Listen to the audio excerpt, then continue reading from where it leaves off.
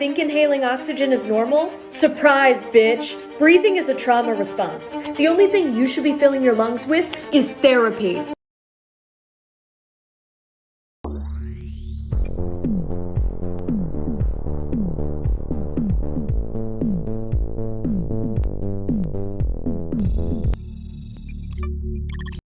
Hello, good morning, everyone. Good morning, BBs. It's too early. It sure is. Welcome to the first, best, and only morning show in existence. I'm Anthony Carboni. And I'm Saige Ryan, and my shirt's crooked. Oh, God. Not the shirt. We'll see you on Monday. Saige, I got good news and bad news. Oh, okay. The good news is I was on Craigslist yesterday. That's the good news? Fascinating. Okay. Well, it's not normally the good news. Right. I would call that neutral news. But I have some things that I search for on Craigslist. I'm one of those people. I have a couple things where if it ever pops up, I'm ready to strike at any moment. Tell me 3 of those things. One of those things is a Minolta CLE camera. Okay. One of those things is a good CRT. Okay. And one of those things is a particular type of mini disc player. Okay. I'm looking for specific things, and there are things that could pop up. And the great news is yesterday, a post pops up on Craigslist. Uh-huh. I have a 34-inch widescreen HD CRT Sony Trinitron television. Okay. It works perfectly. Mm-hmm. I just want to get rid of it. Come pick it up. And I said, you goddamn right I'm coming to pick it up. 34-inch widescreen 1080 CRT? Think of how good all my old consoles are going to look. You could play PC games on that and they look amazing. Okay. So I go to pick it up. Totally free. Great. There was no scam. There was nothing weird about it. I show up. The guy even helps me put it into my car. It's not where you would think that the bad news would be, right? Like you would think that once you get there, it was like a real spooky guy. No, it was a perfectly wonderful guy. He was clearly a similar type of nerd. He was like talking to me about like dialing in the different black levels and Mm-hmm. you know, and highlights and things like that, and how good it was and how he just didn't have space for it. I was like, cool, man, you don't need to sell me. I know what's up. We put it in my car, push it in. We look at it. Is it in? Is it good? Yes, absolutely. I close the hatchback. A sliver of the corner of this television, maybe this big, was sticking out and punctured the entire windshield. It shattered instantly. I'm very sorry. Instantly. And the guy looks at me and he goes, I'm so sorry. I was like, hey man, it's not on you. I said, yeah, it looks clear. And I shut it. And I shut it way too fast. And that's on me. That sucks, man. And I was like, I'll call my insurance. It's not on you. I'm just gonna head home. But I do suddenly have to go. But I do absolutely have to leave right now. You know, I expected when you said you had bad news about a Craigslist deal that you showed up and it was a man in a wizard hat with like mannequin legs sticking out of his walls in various places. How would that be bad news? That would be weird, awesome news. No. I mean, if I went and I saw that, I'd be like, oh my God. No. But that's different. Yeah, it's a very different experience for you and I. But so the entire thing is like shattered. There are 2 puncture holes in it now. It's spreading. It's clearly all falling apart in pieces. I got to go get it fixed. And I was so chill about it because I was like, it's fine. Insurance replaces stuff like this almost instantly. Mm-hmm. No. Only the front. The front they'll replace for any reason at all. Because you have to. Because you have to have it. The back one, they're like, hey, bud, that sucks. Why don't you give us like $500? Yikes. And look, my car is maybe worth $1,000 at most. At most. Maybe 1,000. And I am now at the point, I don't have the money to go get another car, but now I'm at the point where it's like, do I have to replace this windshield or do I have to get a new car? Right. Now, the good news is this TV is definitely worth more than the 400. If you went on eBay or Is it Craigslist, really? yeah, like a Sony Trinitron of that size in good working condition with component inputs right now is worth a lot more than that. Here's the thing. I don't have space for it. I live in a loft apartment. Right. I was just getting it because I was like, this is such a good get. I can't possibly leave this. Anyways, we'll be holding an auction after the show. I don't know what to do about it now. It's kind of a bummer. People are asking, "How's the TV?" As far as I can tell, it's wonderful. It was under a tarp when I put it in. So at worst, I mean, it went through the windshield like butter, like paper. So I have a feeling it's fine. It's a very powerful television. You should put that on the listing. It's the most powerful television maybe Sony ever made, and it's great. I don't have anywhere to put it. Yeah. And I have to figure that out. And it's just sitting in my car with a broken windshield. But I got the TV. Oh, buddy. And my Sega Saturn on that television is going to look like... There are 5 Saturn games that support widescreen. Wow. Pretty good. Pretty good deal all in all. How heavy is it? Oh my God, it's like 150 pounds, 200 pounds.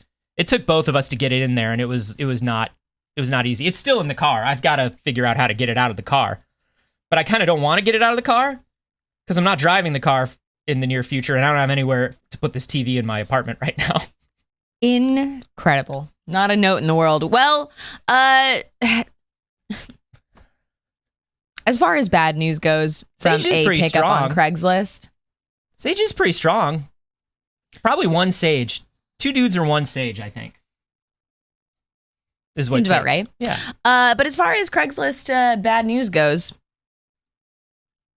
not too bad. Not too bad, right? Not too bad. Not too bad. If I really decided that I needed to let it go, I could probably.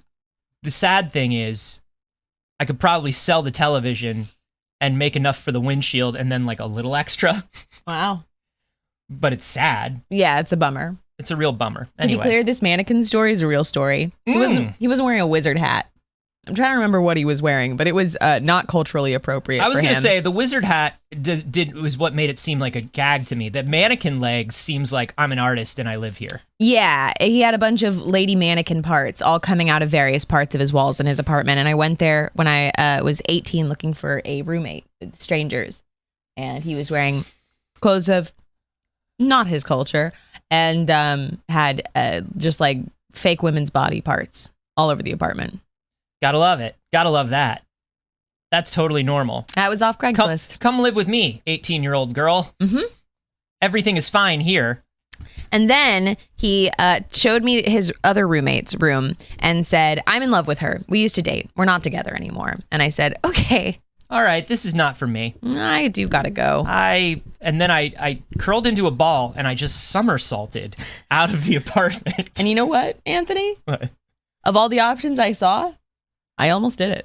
I mean, look, it's not a bad one. It's not a bad one. Hey, this is a video game news show sometimes. Sometimes. Let's talk about some gaming news then.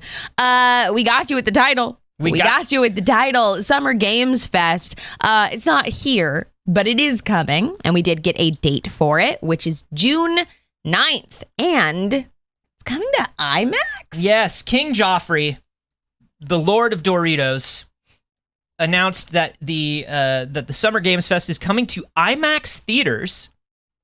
You can buy tickets, you can hang out with your pals, and you can watch Keeley in beautiful 30-foot IMAX.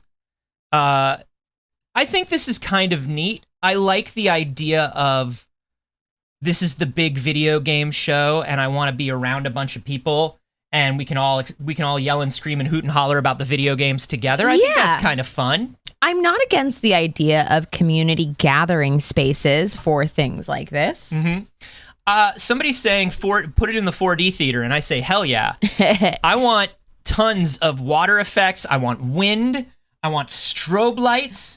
When Lord Joffrey shows up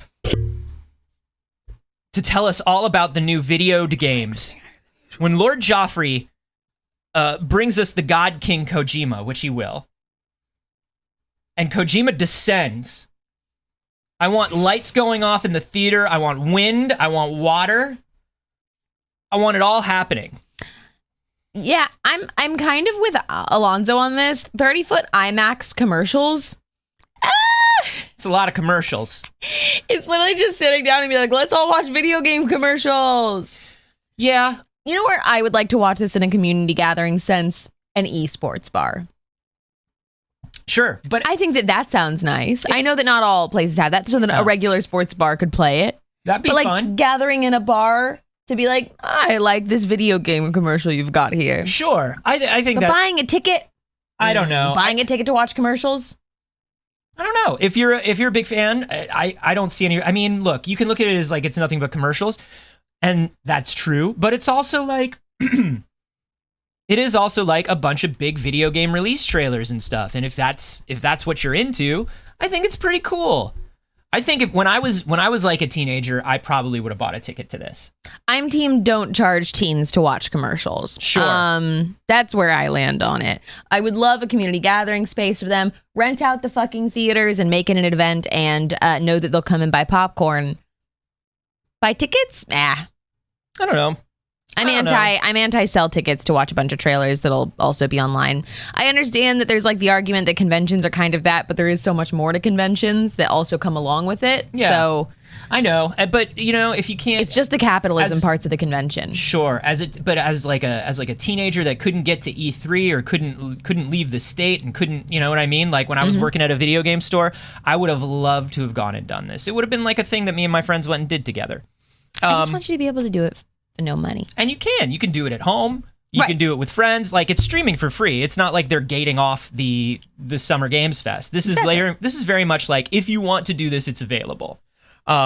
Which I think is fine. I think it's a cool alternative. I like it. And it's just capitalism. Sure. In other big capitalism news, Fortnite. You heard of it? Never. What if I told you don't have to build anymore? They've got old person mode. I like it. Yeah. I like it in theory, but then it's just a shooter, which is also not particularly an interest of mine. Excuse me, in what other shooter can Batman use a Gatling gun on Ariana Grande? Not once. Not one other. Well, Fortnite is very unique in that it is the only Ariana Grande-based shooter that we know of. And a lot of people have not been able to play it. Of course, this Apple versus Epic thing has removed Fortnite from iOS. For a long time now. For a long time. There's if you have a Steam Deck, because of the anti-cheat, you can't play it. If you have Linux, because of the anti-cheat, it doesn't work on Linux very well. So what's Epic going to do about it? Epic just put Fortnite onto Xbox Games Pass and Xbox Cloud streaming without a subscription. You don't have to have a subscription to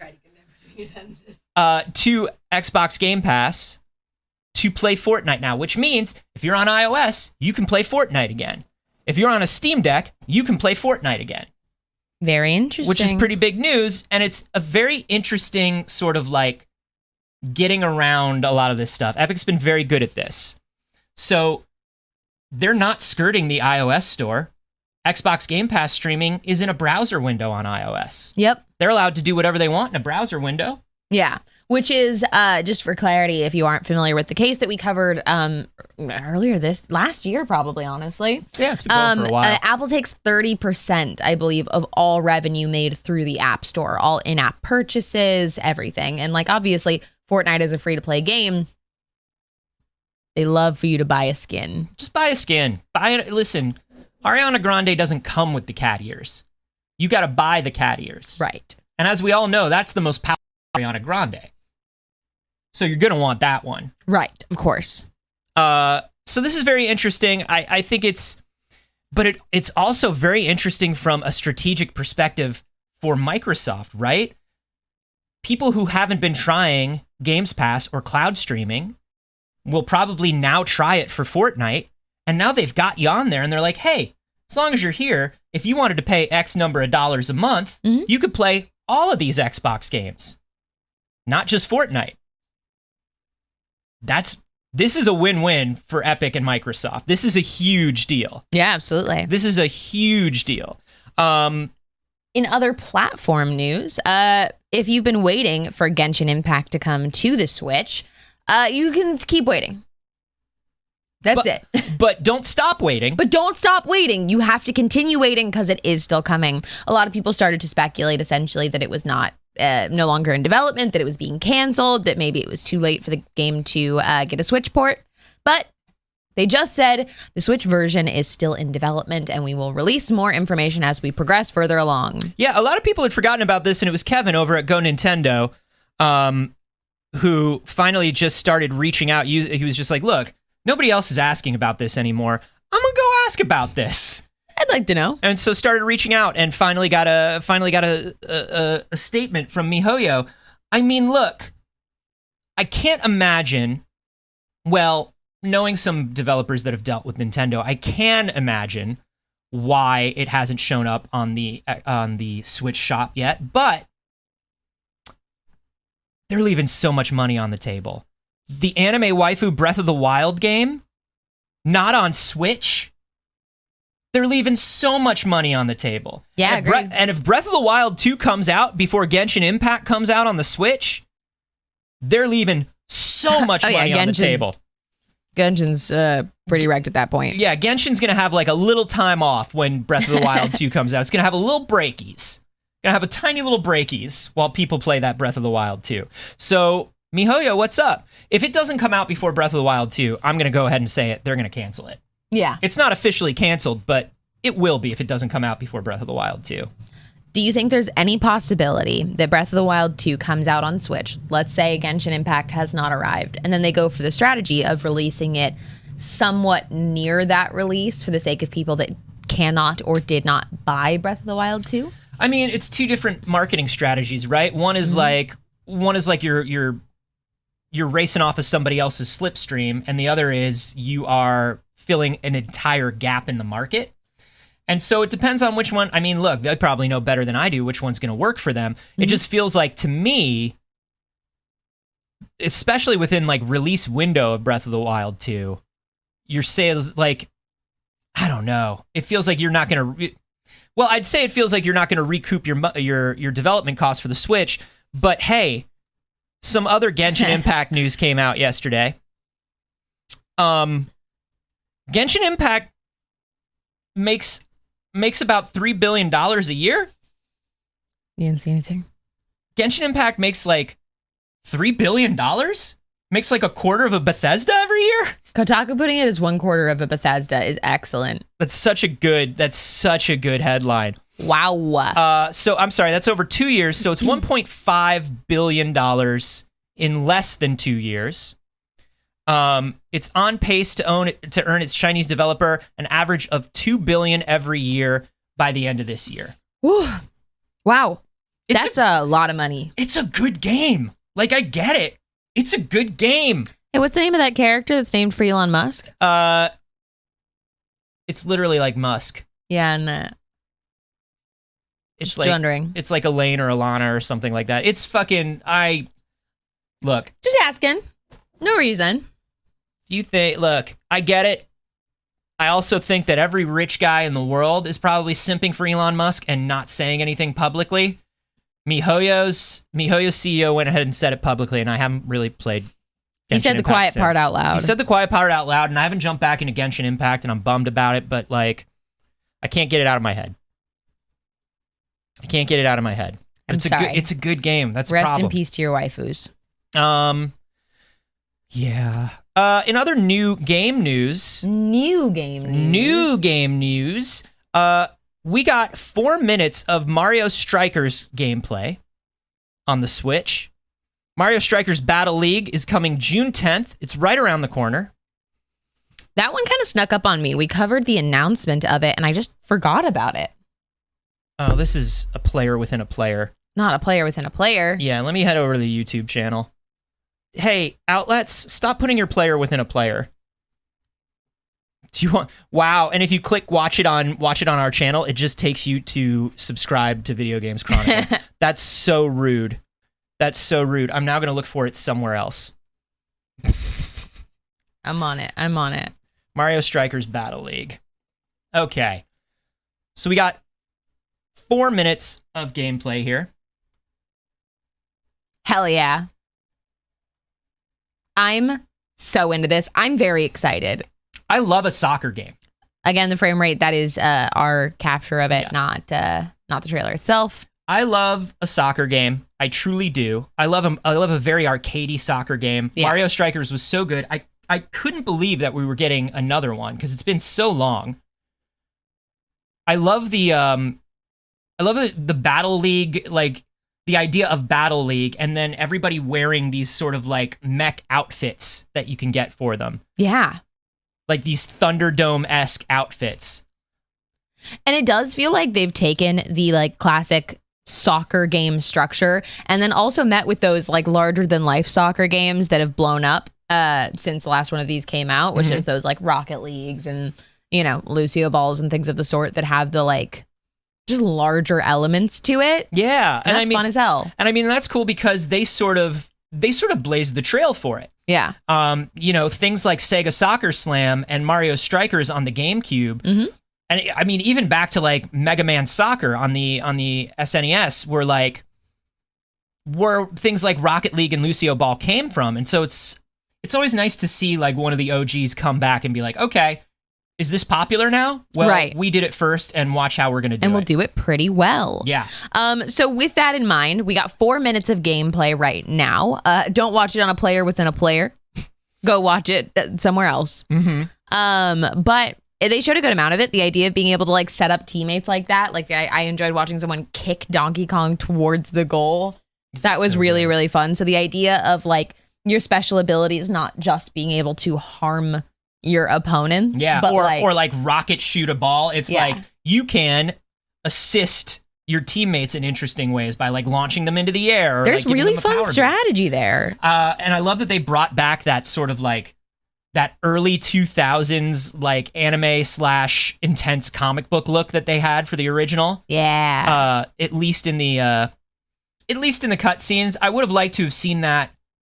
Make that art style make it into the actual gameplay a little bit too, those thick ink lines and everything. But they went with kind of a more standardized Mario sports look, which I'm cool with.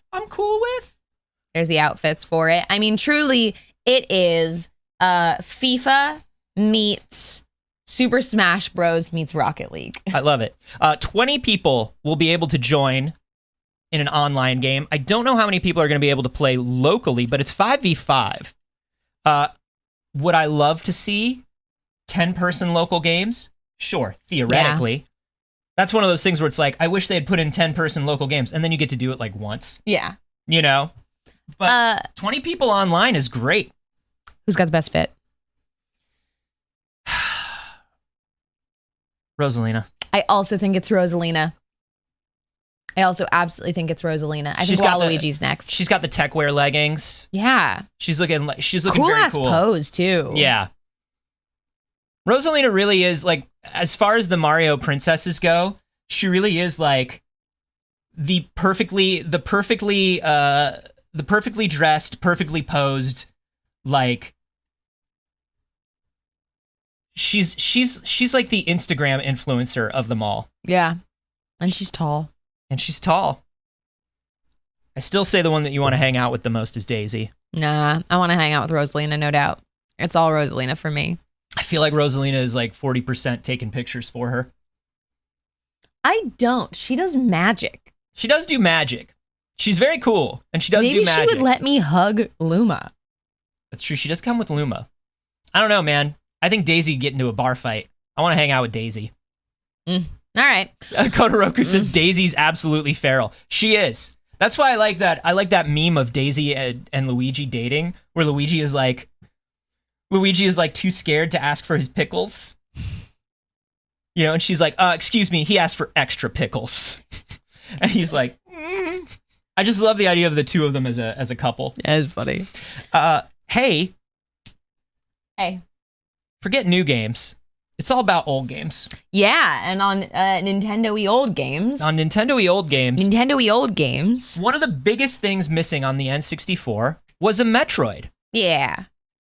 There was no Metroid. You know, Nintendo famously said, we didn't know what to do with it. Sorry, we forgot to make a Metroid for this console. So sorry. Yeah, they were like, we just didn't know. Like, Miyamoto was like, we're going to do a Metroid. Before Prime came out, he was like, we'll do a Metroid when we have a good idea or a good concept for one. He was like, I just didn't know what we could do with Metroid on the N64 that would have made it unique or interesting. Which is cool. I appreciate that Nintendo philosophy. But sometimes you're like, hey, Nintendo, sometimes all we want is a new one. Just one. Doesn't need to be the most groundbreaking thing in the world. We'd love to play a Metroid. Just a new one. Well, somebody took this glaring hole in history. Ludo Acno on Twitter posted this clip of their work in Unity on an N64 Metroid. I love this. Now, this is not made to run on N64 hardware. This is just N64 style. And you'll see, like, there's no way the N64 would have run it, 60 frames per second like this is doing. Right. And some of the textures and some of the things, like when Samus turns into the Maru Maru ball, you'll see it's like, the N64 never would have been able to do that. But this is kind of a fun idea of what it would have been. I also love that it's fully third person. I get Metroid Prime was like a groundbreaking series. It was a pivotal moment in video games. But I just like a third person action better than a first person shooter. I always have. Agreed. Same, actually. That was why I was excited for Other M before they did the bad with it. Rip. But this is cool. I love this. And when I'm watching this, you can kind of see what Miyamoto was talking about, where it's like, well, it's not functionally much different than like Zelda, So I can understand why they were like, well, we don't just want to put a Metroid skin onto Ocarina of Time. Right. We don't want to just make a 3D platformer and generically call it a Metroid. Yeah. So I get why they held off on it, but it's kind of cool to see that sort of what might have been. They got some other kind of like progress as they were going through it before all of the textures and stuff were in, as they were just working mostly on the character modeling and moveset. So see the Maru Maru ball here, I think would have just been a sphere with a texture on the N64. I don't think it would have been divided like that. I absolutely agree. Also, you have to do something in the Unity engine to make it artificially run at 20 frames per second.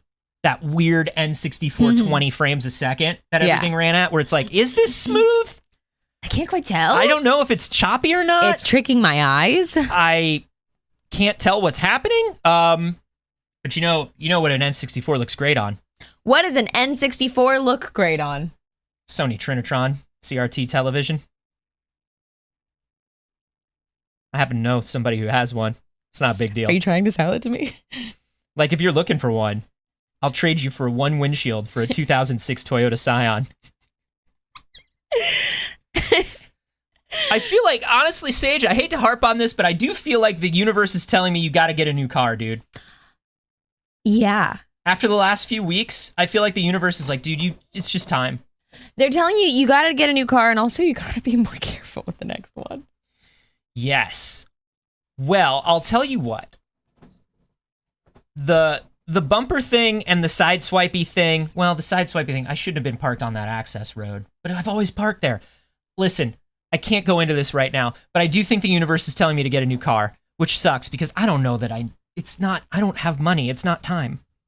It's not time. It's not time. It's not time for a new car.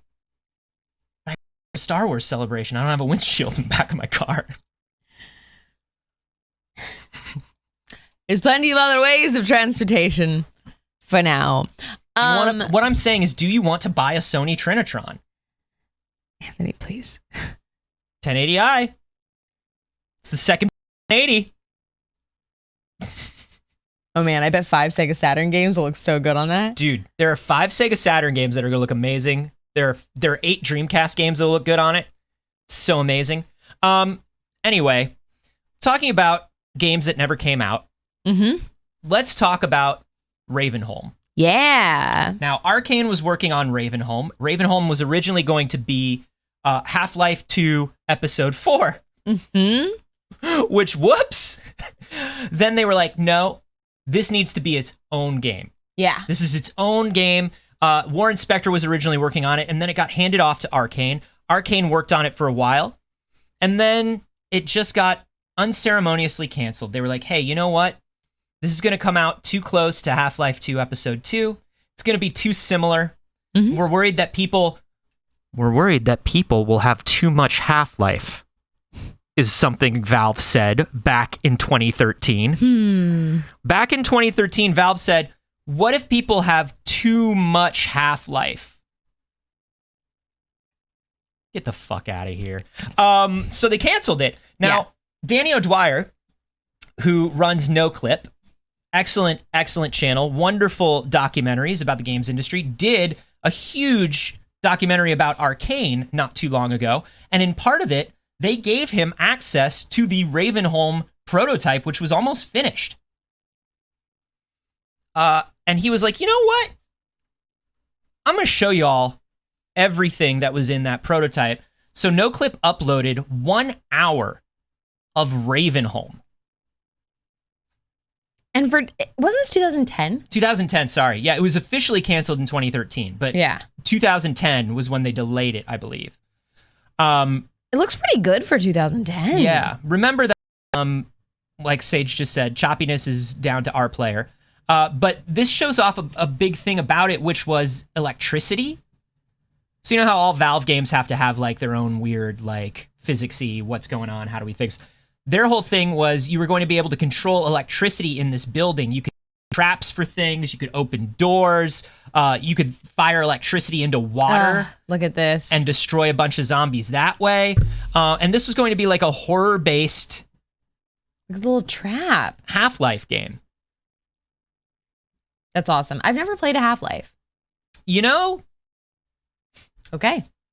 You know, it's one of those seminal moments in games where, like, if you don't ever play it, that's okay. Yeah. If you weren't there, in you weren't. Water like that. Yeah. If you weren't there, you weren't there. If you do decide to play it, there's a version of it called Black Mesa, which was the update that was done by fans. Yeah. That's the one to play.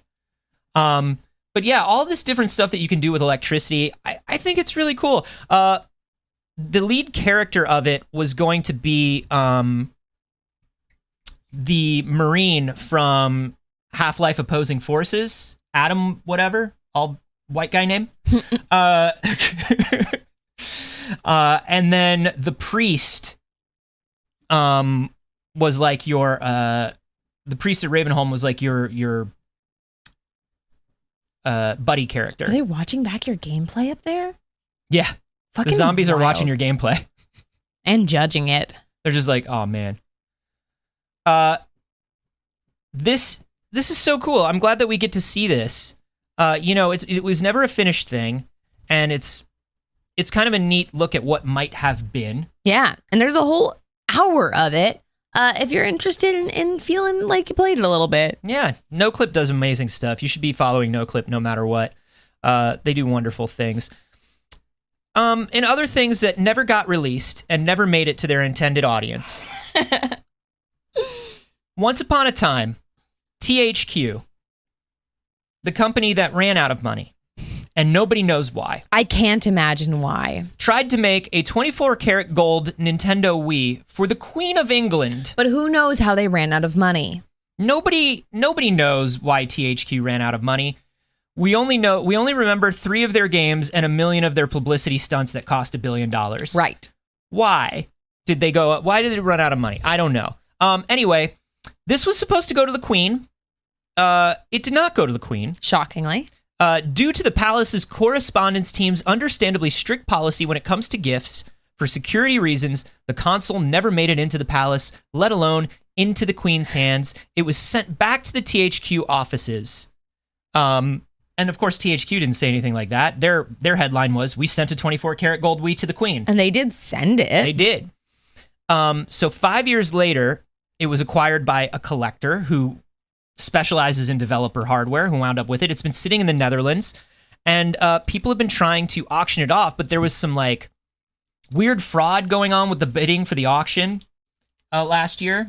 And so they have not yet been able to sell the Wii. And now they are selling the 24-karat gold Wii. I expect that it will go for upwards of $73 at least. At most, $87. What are you gonna do with the gold Wii? I want to do like a Dwight Schrute garage sale episode of The Office thing. I will listen to me, guy who's doing this. I will trade you a Sony Trinitron for the solid gold Wii.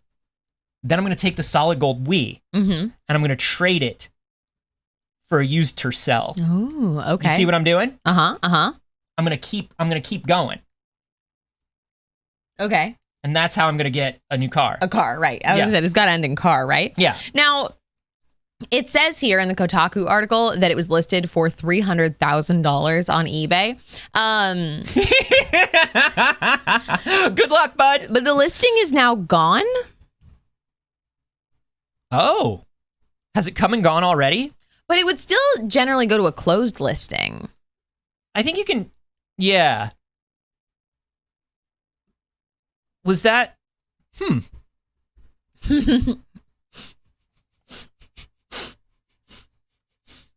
There it is.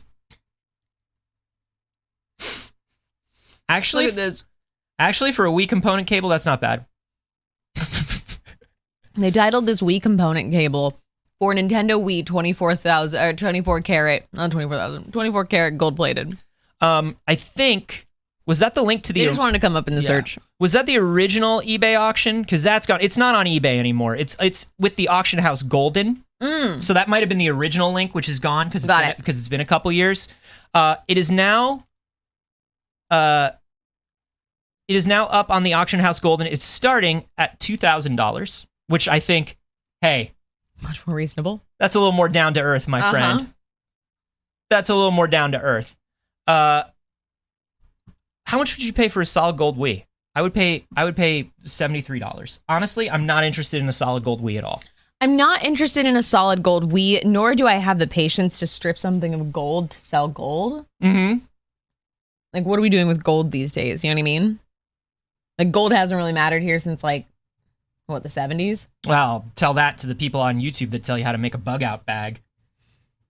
Tell that to all those everyday carry boys. I listened to a whole podcast yesterday, coincidentally, about commodity-based currency, and I don't think this is interesting. So I'm gonna say $100.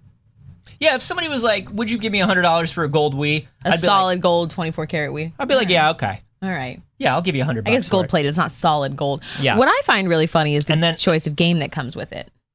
Well, it's Big Family Games.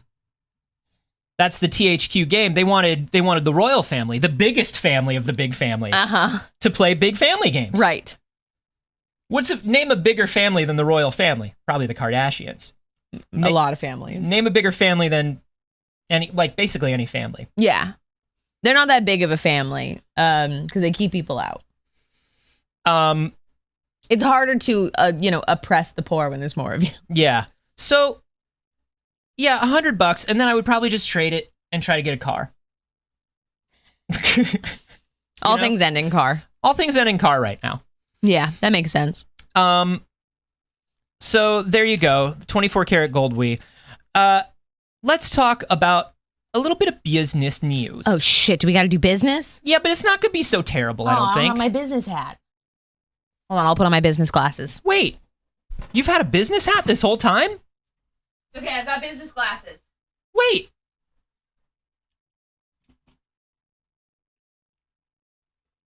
Those are the business ones, and the other ones are not business ones. Correct. These ones are the ones that are more business. Yeah, these the are ones my that are business shaped glasses. like the ones that are shaped like hearts. These are my business glasses. Right. No, I'm not editorializing. I'm simply trying to make sure I understand which one's which. These are yes. My yes. business yes. glasses.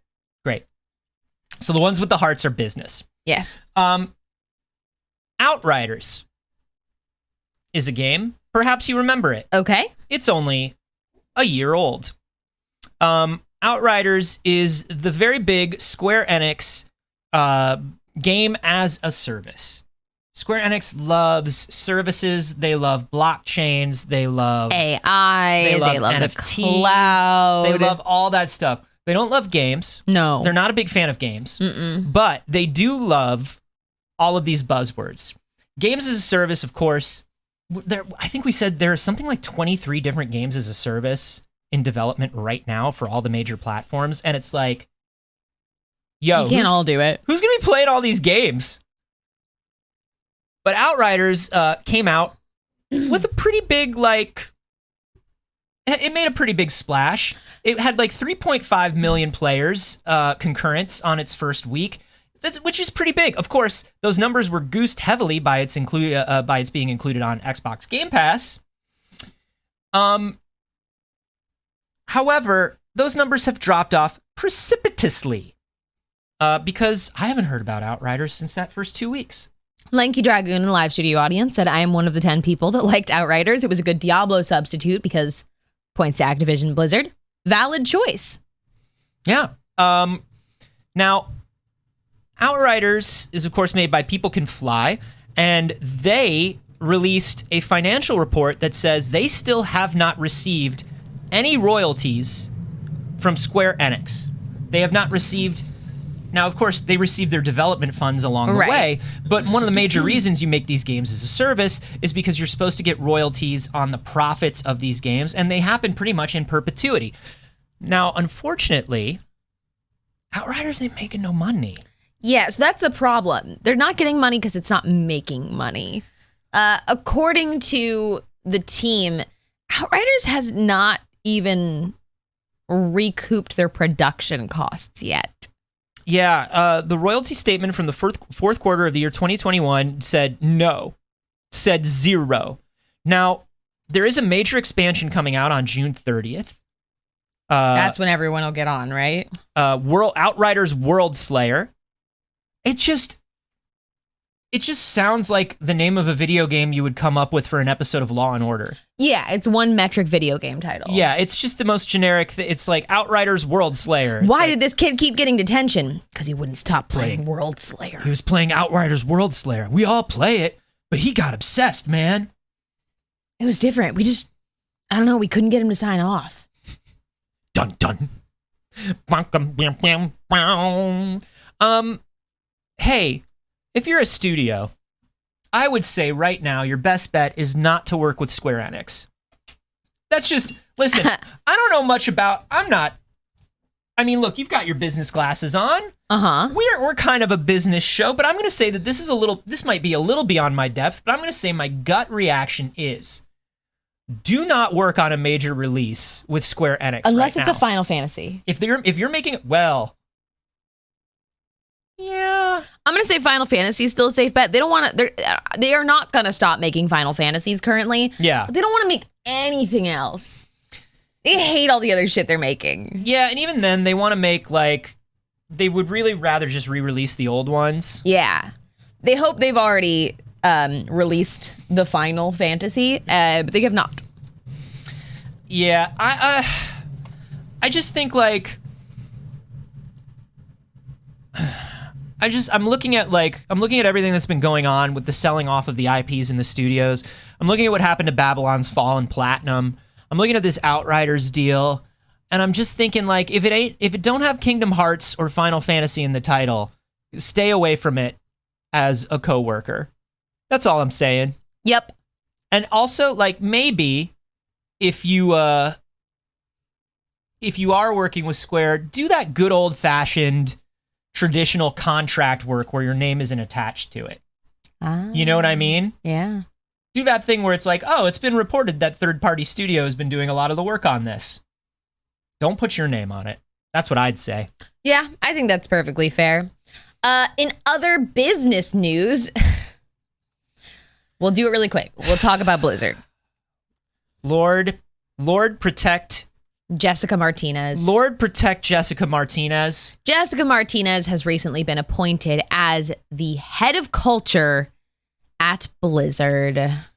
Lord protect Jessica Martinez. She has been brought on as the head of culture, which means her job is to implement culture strategy, ensuring alignment across its various teams and functions, and to revamp its learning and talent development programs. Her job is to make sure that they're not a toxic factory making new toxics. That's her job. That's a tough job. That's a tough for job. one woman. She is, of course, joining Kristen Hines, who also Lord Protect Her, the new Chief Diversity, Equity, and Inclusion Officer, to sort of try to clean up this thing to make sure that when Unky Phil comes around to buy it, he doesn't cut and run at the last moment because he says this deal no longer fits with our strategy. I hope he does. Ooh, I hope he does. I hope he does. I can't, man. Ooh, I hope he does. I mean, look, they've already been sued by New York City, over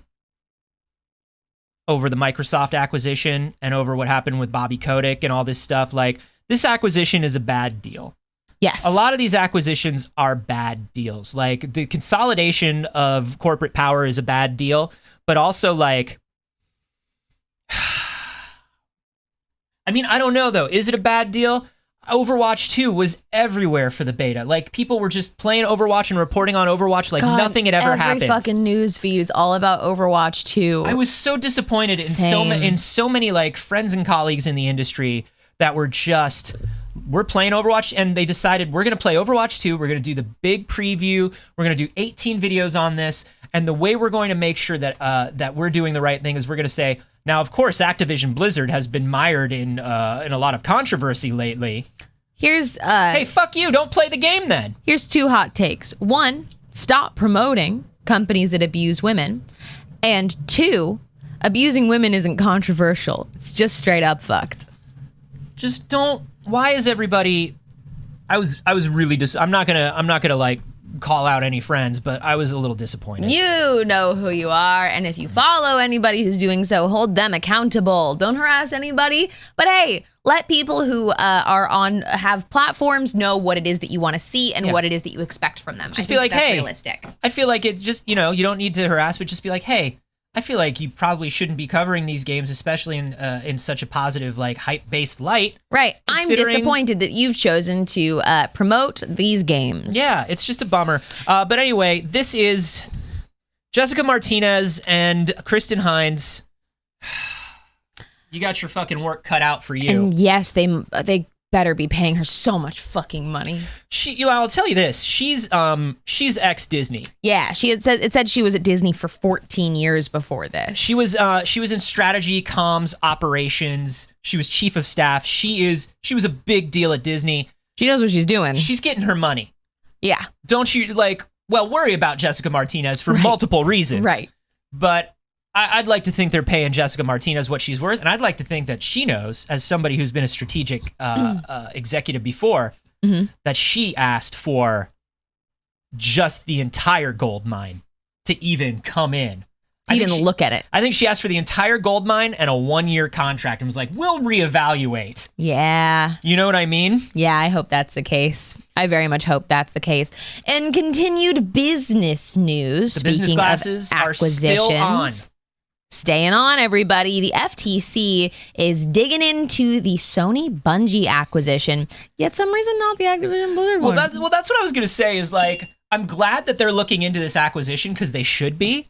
But if you're sitting at Sony right now or at Bungie, you're like, fuck, they decided to start being responsible with us? Yeah, right?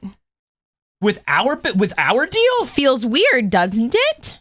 Everybody else gets to buy. Unky Phil gets to buy every video game company under the sun. I'll never understand this Unky Phil bit. He's Unky Phil. He comes out and he's like, oh gosh, oh golly gee, I'm just a guy in a t-shirt. I'm just a normal dude and I just love video games. It's just me, your Uncle Phil. I'm just trying to bring you the most video games for the least amount of money. I'm such a good guy. I'm your Uncle Phil. I thought you were making a Fresh Prince of Bel-Air joke this whole time. It's both. It's got layers. Does anybody need to buy a Trinitron television? Anyways, the Federal Trade Commission is like, I don't know if this Bungie thing is going to be okay with us. Mostly because a lot of people have been yelling at us about all the other things we said were okay, so now we're going to be like, hey, wait a minute. We're fingers on the pulse. We're ready. This FTC has apparently looked for more information about the deal in an investigation that could potentially delay its closing by 6 months or even more. It could be pushed into 2023, early 2023 or later. Or, hey, maybe it won't even happen, right? It'll happen. It'll happen. The FTC always goes, well, we looked at it. Seems cool. Seems cool. The FTC has approved the merger. Everybody, please welcome Time Warner, Amazon, Microsoft, Coca-Cola, Disney Corp. Disney, Chewy.com.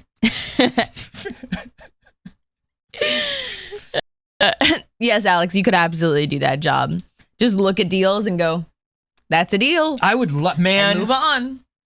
Listen, if I could just like severance the part of my brain that knows and cares about the world and just go in every day and just stamp these fucking things for the government salaries, I'd do it.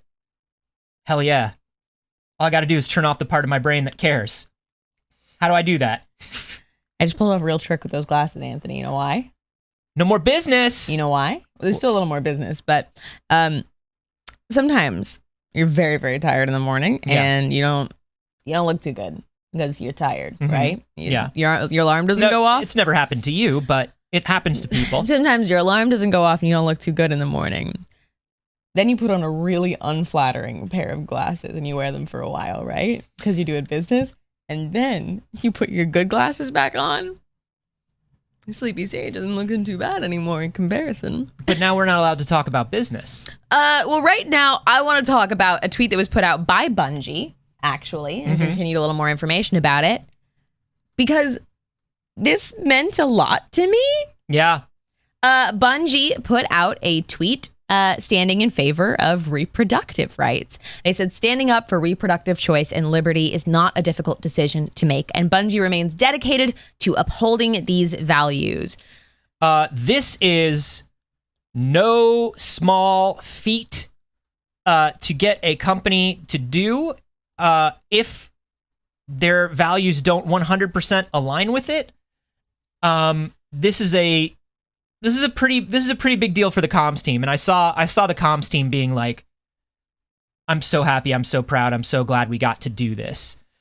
This is literally the only company I've seen make a declarative statement like this. This is, yeah, I haven't seen a single other company do this. Anthony, I do want to show off a tweet that's on your screen right now. Oh, you scrolled up and it went away. Oh. Which one is it? Up. There it is. Somebody tweeted at them, "You are a video game company." And they said, "You are a toaster." You are a toaster. The shit that they were dunking on people. Just dunking. This is a big fucking deal. I mean, I haven't seen a single other company in my feed discuss this at all. Now, a few people in the thread were, of course, doing the "Hey Bungie, this you" about Bungie's not squeaky clean. No, Bungie has had just a year ago there was that report about a racist and sexist workplace culture in Bungie. Yep. However, Bungie has been very publicly talking about how very publicly making changes and talking about their strategy for these changes in a way that's a little more concrete than a lot of these other companies, say like an Activision Blizzard, who's like, we're going to do it better. Uncle Phil, help. Uncle Phil, buy us and let us escape these mortal prisons. Let us not do better. We don't know how to do better. Just give us the money so we can leave. We don't want to do better. Help. Look, yeah, I will say absolutely hold Bungie accountable for like mistakes that they make or continue to make. But what I will say is the time to be like, you're a problem is not when the company does something good. Yeah. Because this is genuinely very important and impactful. So then being like, well, but you were racist one time. It's like, yeah, totally. Let's talk about that. Yes. Separately.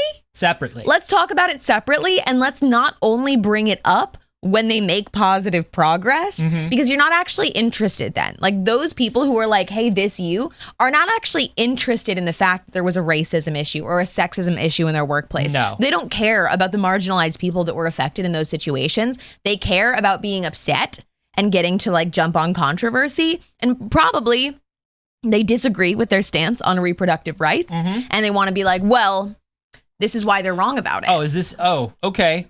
Look at this hypocrisy. There's also like just this internet edgelord look at the hypocrisy thing that goes on where it's like, no one's good. It's like, okay, well, you're right. No corporation is good. Yep.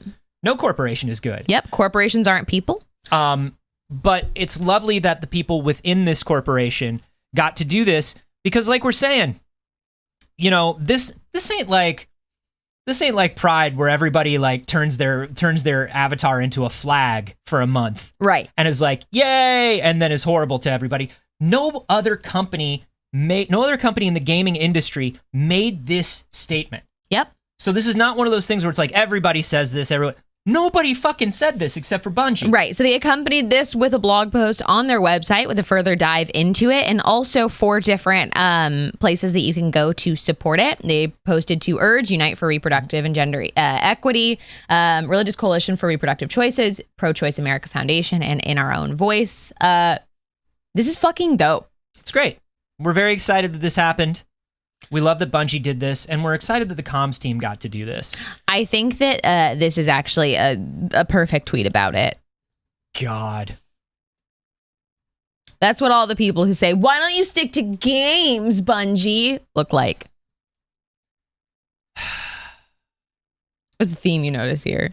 Golly. Ugh. I love every time somebody uses this graphic for anything. Because it's so fucking true. Hey, in some more interesting and good news. Yes. And also hearkening back to what we were talking about with some of these older games and older pieces of software coming out. Microsoft has open sourced 3D Movie Maker. Because somebody tweeted at them and asked for it, you didn't see anything.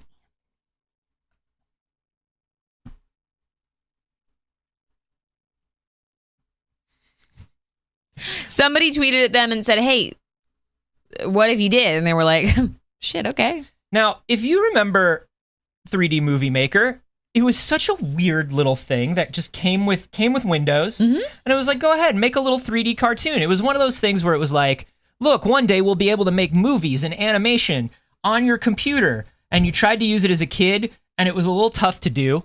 You probably mostly remember this weird rat movie that was all over the internet. But here's a thing that you might not know about the source code for 3D Movie Maker. It's part of the B-Render 3D engine that was made by Argonaut. Argonaut, of course, is the company that made Star Fox. But in addition to Star Fox, they made Privateer, they made Croc, they made Carmageddon, and their engine was licensed to a lot of companies that made early 3D games. So what this means is, once this engine is put out in open source, PC updates and open source updates of a lot of these classic games could happen. Yeah. And it should be it's interesting to know that they originally reached out to THQ Nordic. And then THQ Nordic was like, well, we own Carmageddon, but we don't have that engine. And like nobody, somebody was like, we don't have the engine. We own the rights to Carmageddon. Yeah. And so they were like, okay, well, where else can I go? And somebody was like, hey, they used the same engine for 3D Movie Maker. And of all people, like Microsoft responded, but not just Microsoft. One of the heads, the former CEO of Argonaut, Jez Sand, saw the tweet and was like, I actually have the rights to the engine. I have the rights to this engine. Anything that was made in this engine, I have it. He's like, the problem is, I don't have the source code.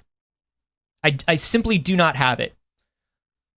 And then old Argonaut and old gaming employees were like, wait, I've got a version of the source. It's on an old hard drive. And so people all came together and released the Microsoft Movie Maker version of the B-Render engine.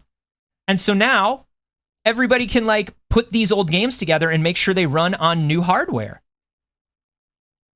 It's freaking wild. That was very exciting.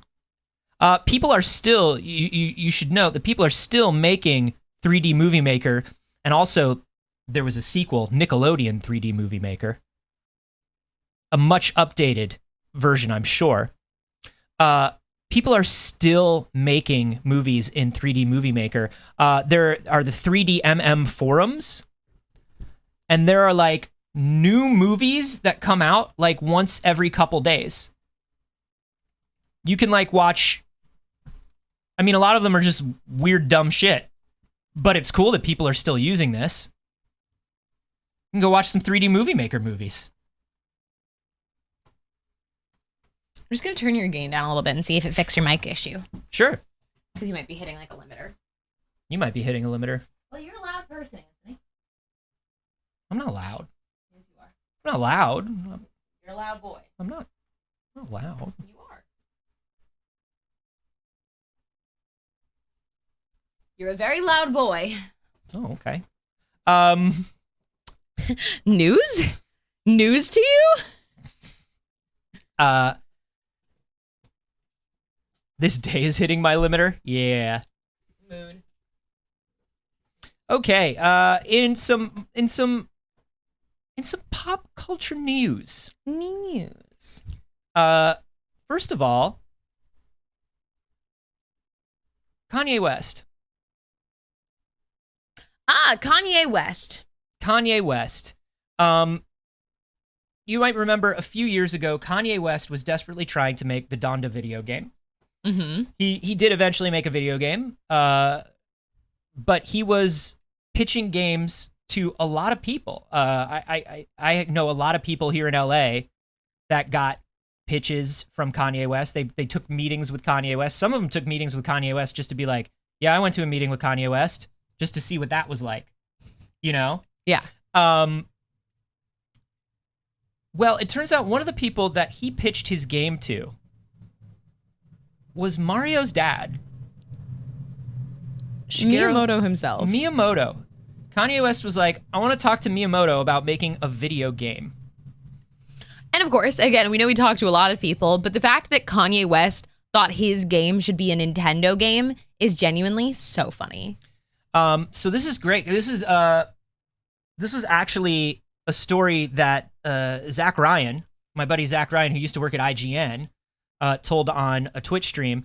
And he was like, in early 2016, I flew to New York to shoot an interview with Miyamoto about Star Fox Zero.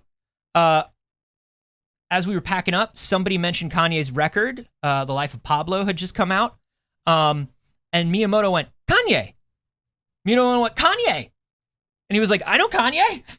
And he started telling this story about how Kanye showed up at the Nintendo booth, totally unannounced, very Kanye, and said, I need to speak to Shigeru Miyamoto immediately. Of course, dude. Yeah, of course. And then Miyamoto was talking about it and said, yeah, Kanye showed me this prototype of the game that he eventually released, the only one or whatever it was called, where it's about Kanye's mom going to heaven. And, you know, he was like, Miyamoto was like, yeah, I played this prototype. We were Kanye's mother. You're flying to heaven. Kanye made the soundtrack. And he was shaking his head as he described it, not as though he thought it was a bad game, but more so in the way that he couldn't believe Kanye West was pitching him a game. Especially a video game about his mom flying to heaven. Yeah. With a soundtrack by Kanye West. At the end of the story, Miyamoto nodded and said, it was very interesting, and then paused for a very long time and said, it was very moving. Then he laughed really hard and said, Kanye West wanted to make a game with Nintendo. And then in English said, wow, and gave me 2 thumbs up. Fucking wild. This is the trailer for the game. Did it actually come out? It did. Like it's playable? Yeah, I believe so.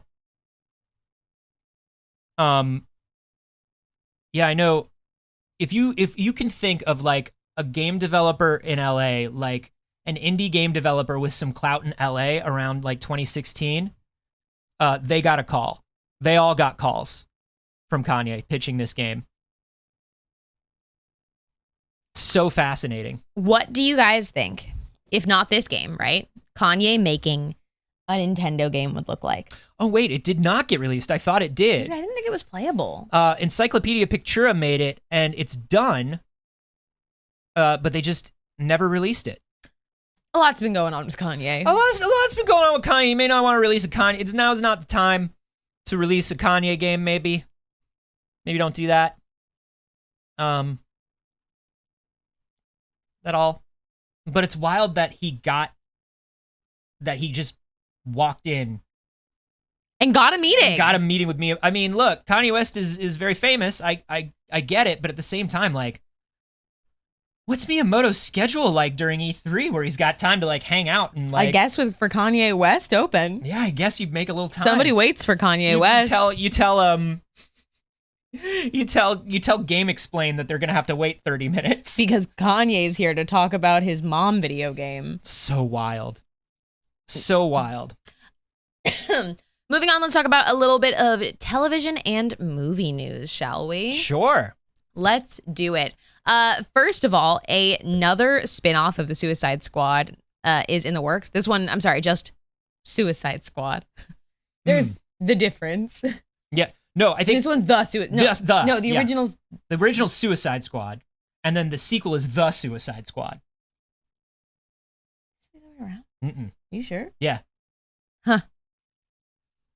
Anyways, they're getting another spin-off series. Obviously, we already got Peacemaker, and Peacemaker has been very, very well received. So they're doing another one, starring Viola Davis, of course, as Waller. An Amanda Waller series is... I understand why you want to do it. It's maybe, I think, the least interesting. Because I want Amanda Waller to be sinister, and I want her motivations to not be entirely known. I want her to be pulling strings. I don't necessarily want an entire thing where we're seeing all of Amanda Waller's motivations. I think the best way they did it is when they did it in Peacemaker, and they were like, well, she's still there. Mm-hmm. You've got a character that's connected to her in a way that is unexpected, that shows a different side of Amanda Waller, but it's still not a show that's about Amanda Waller. Flannel Fries asks, post Peacemaker, so we don't have any information about when this show will take place. All we know so far is, according to a report from Variety, Viola Davis is in talks to reprise it for an Amanda Waller-focused series. I think this is a struggle for me because I love Viola Davis. Yeah. And I'm just like, give her every show. Give Viola Davis every show. Right. I don't particularly want to watch an Amanda Waller show. No. I think that a lot of the time, and this is like an old school television superhero thing that we would do, where we would focus on the kind of like normal people surrounded by heroes because it's a lower budget show to make. Yeah. I don't think that's what's happening here, but I think we've gotten in this like weird idea of it. Like, I don't particularly want a Nick Fury show either, if I'm honest. I don't. Like, S.H.I.E.L.D. didn't even do it for me. Yeah. I don't really want the people around the thing and the thing happening in the background. And it feels just like these all end up feeling a little copy to me. Yeah, I can't. I understand wanting to know about this secretive government agency, and of course, there's something that happens at the end of Peacemaker that kind of changes things for Amanda Waller, and it is an interesting time for her. But I feel like that could be a story that's just as easily told in Peacemaker or some other spinoff. I mean, that's the thing. When you bring up Nick Fury, it's like we never got a Nick Fury movie because we never needed a Nick Fury movie. I mean, technically, you could say that Captain Marvel was pretty much a Nick Fury movie, and it kind of was, but like it also was not. He was still supporting in that. But he's everywhere in the Marvel universe.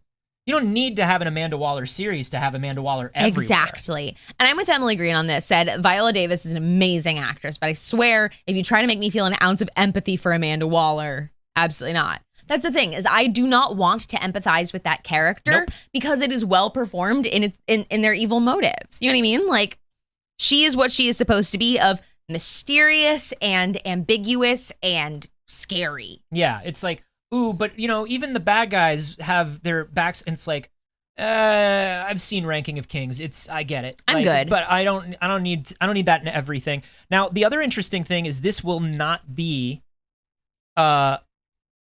James Gunn will be executive producing, but he will not be writing or directing on the series. Somebody else will be taking it. It will be a different tone, which is probably good if you're making an Amanda Waller series, but also like, what an interesting business move. We know that right now what's working for you, HBO and Warner, is James Gunn. Right.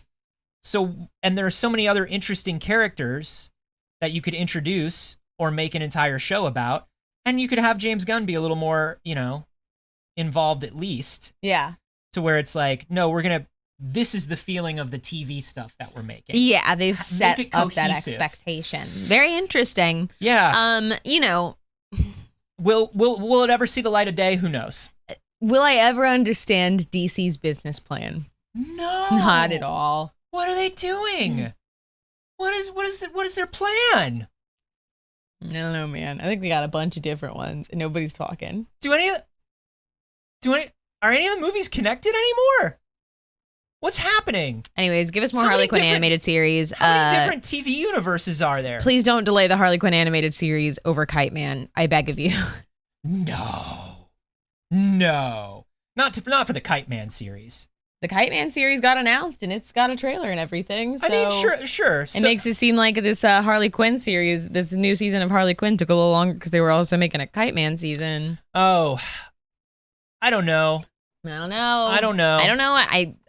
I think it's enough of a different team. I don't know. I would like to think that it's just because they're focusing more on Harley Quinn season 2. I hope so. Season 3. Who knows? I hope so. In other spin-off news, we got a new teaser trailer for House of the Dragon, the Game of Thrones spin-off series. Anthony, would you open on yours so we have a little sound? A little sound as a treat? Yeah. I mean, yeah. I'm gonna reserve all until. Okay. What is this brief mortal life? If not the pursuit of legacy. You scroll down a little. Let's scroll down. Yeah. That's cropped. Stark. I call it Velaryon. I, Ormond Baratheon. Promise to be faithful to King Viserys and to his named heir, Princess Rhaenyra. Rhaenyra Targaryen. There's the boy.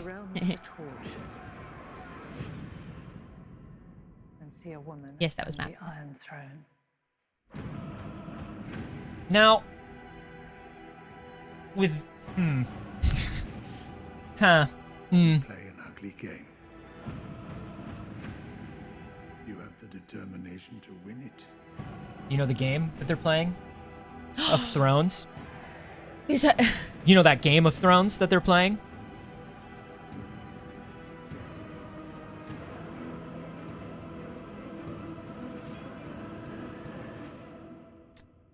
Okay. Does not remember blood.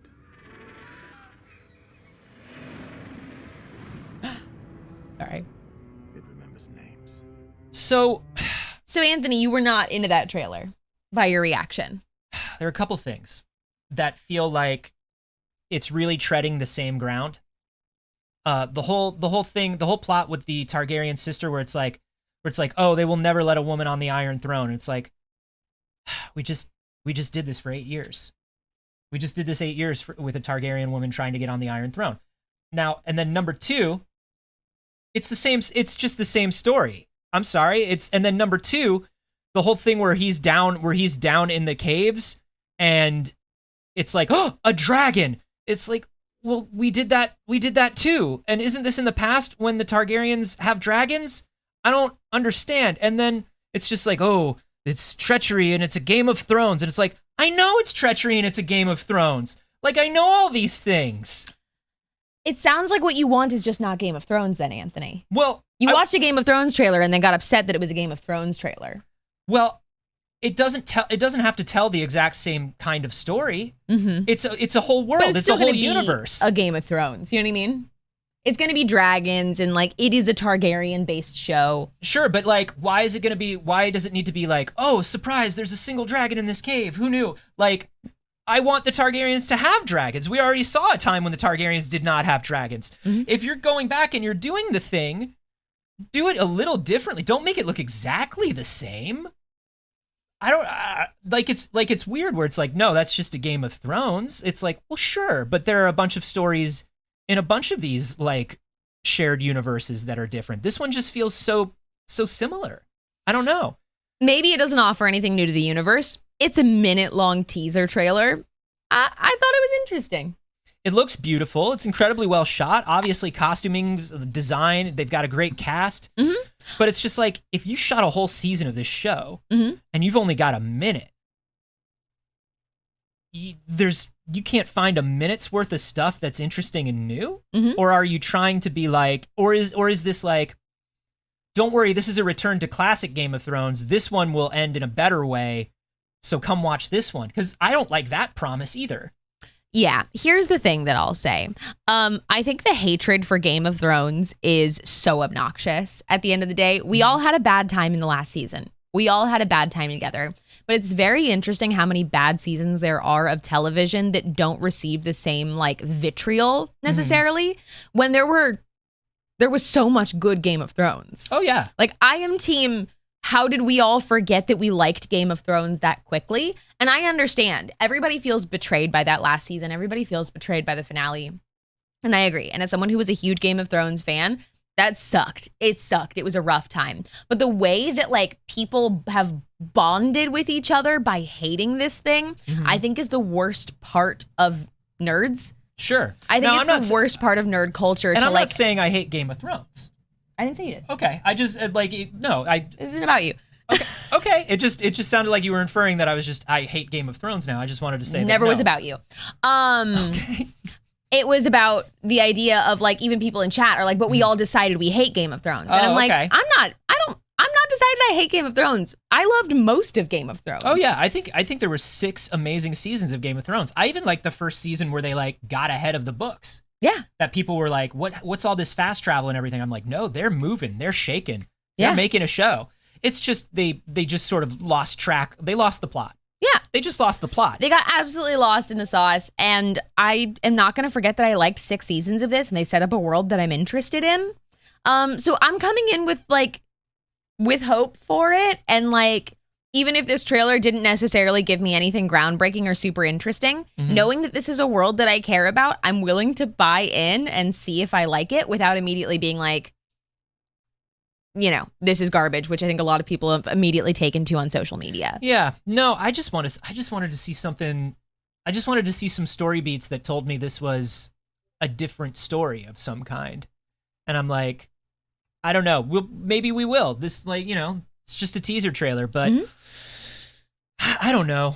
And it really seems, I'll say this from a business perspective, these Game of Thrones projects seem very interesting considering exactly what you were just talking about, where people are like, no, actually, we don't like it anymore. And it's like, oh boy, okay.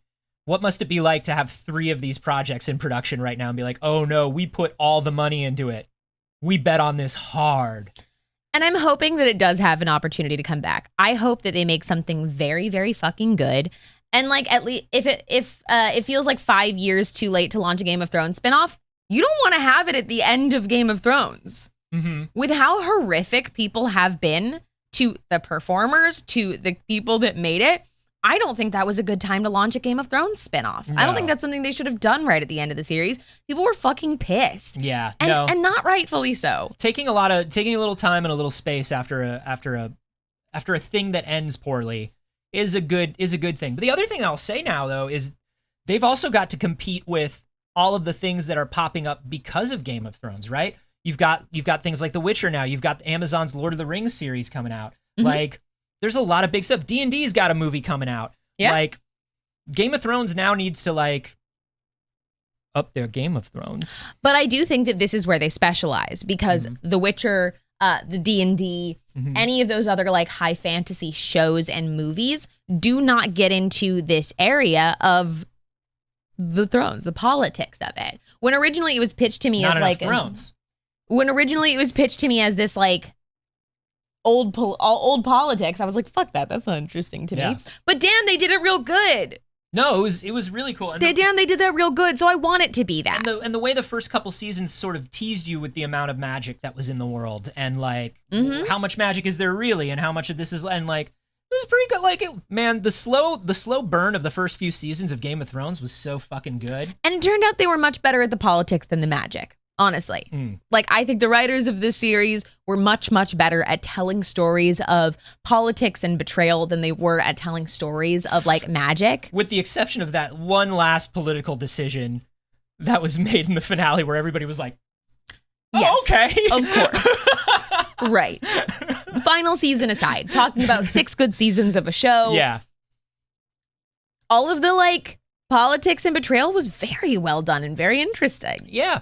I don't know. Like they do have their work cut out for them. For sure. They have to climb. They have a long way to climb to get back into people's hearts, I think. And for me, this trailer was like, oh, okay, Game of Thrones. It's more Game of Thrones. And I don't know that that's gonna hit for a lot of people.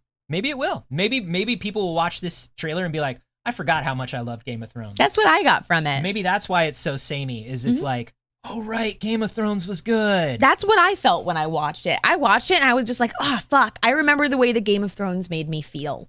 And it was very good for a long time. So that is all of the news that we have time for today. We love you all very much. Thank you for starting your morning with us. Of course, we do this show every Monday, Wednesday, and Friday at exactly 8 a.m. Pacific. If it's not 8 a.m. when it starts, don't say anything. That's your clock, not ours. We're not responsible for how time works where you are. It's always 8 a.m. somewhere. We can't take that responsibility on. Of course, there will be an extra clip up on the Patreon today. For those who support us at $5 or more, you get an extra Patreon clip every week. Will be Friday shows. Yeah, today we're going to be talking about... And you can't miss it, everybody. You're not even allowed to know. You're not even allowed to know what it is. No, he said it. You have to really put it together. You know what I mean? We want to take this time to thank everybody who has supported us during the show today. Of course, a lot of you support us in so many ways. We see so many of you tweeting when we go live, sharing the clips that we put out, just hanging out in the Discord, suggesting stories. All these things are wonderful. Just showing up and watching is the best way to support us, and you're doing it, and we love you for it. But we do want to thank the people that materially supported us during the show today. Thank you very much. And we don't go through and we don't thank everybody who followed just because it would take a long time. But also thank you to everybody who followed. Hey. We're at 12,000 followers here on Twitch now. We're under 2 years into this channel, and I'm just very, very grateful. Thank you whether you joined us for the first time or you've come back many times. You make it possible to do what we do. First of all, here comes the roll call. Lawrence, thank you for the Prime sub for 6 months. That's a good chunk of time. I think you may like us. Anonymous with a $10 tip saying, windshield fund or keep the free sunroof. It's a luxury vehicle now. Billy Sunrider with the resub for 4 months using that Prime sub, taking a little money from the Beezy, saying thanks for bringing us the stories about stuff and things. Wow, good job. And also with you. And also with you. 54 Aquasnakes with a very generous tip saying a nice number for Friday and some cash for Anthony and a new windshield. Thank you very much. J White 479 with the resub for 4 months. Wilmo with the sub.